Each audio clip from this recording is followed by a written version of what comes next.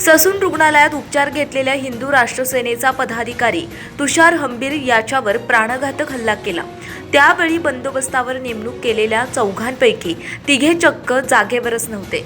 या अनुपस्थित तिघा पोलीस कर्मचाऱ्यांना पोलीस उपायुक्त विवेक पाटील यांनी निलंबित केले आहे। पोलीस नाईक पांडुरंग भगवान कदम, पोलीस शिपाई राहुल नंदुमाळी आणि सीताराम अहिलू कोकाटे अशी निलंबित केलेल्या पोलीस कर्मचाऱ्यांची नावे आहेत। हे सर्वजण पोलीस मुख्यालयातील कोर्ट कंपनीमध्ये नेमणुकीला होते। मोक्का कायद्याअंतर्गत येरवडा कारागृहामध्ये तुषार हंबीर असताना त्याच्यावर उपचार करण्यासाठी ससून रुग्णालयातील इन्फोसिस जनरल वॉर्डमध्ये 25 ऑगस्ट रोजी दाखल करण्यात आले होते।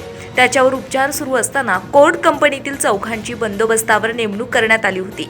5 सप्टेंबर रोजी रात्री 9:30 ते पावणे 10 वाजण्याच्या दरम्यान चौघांनी वॉर्डमध्ये शिरून हंबीर याच्यावर गोळी झाडली, परंतु ती उडाली नाही। तेव्हा त्यांनी कोयता तलवारीने हंबीरवर वार केले। तेव्हा बंदोबस्तावर नेमलेल्या चौघांपैकी केवळ एक पोलीस कर्मचारी होता। त्याने हल्लेखोरांना रोखण्याचा प्रयत्न केला, त्यात ते जखमी झाले होते। मात्र त्यावेळी ड्युटीवर नेमणूक असतानाही तिघेजण घटनास्थळी अनुपस्थित असल्याचे दिसून आले। त्यामुळे तिघाही पोलीस कर्मचाऱ्यांना पोलीस उपायुक्त विवेक पाटील यांनी निलंबित केले आहे।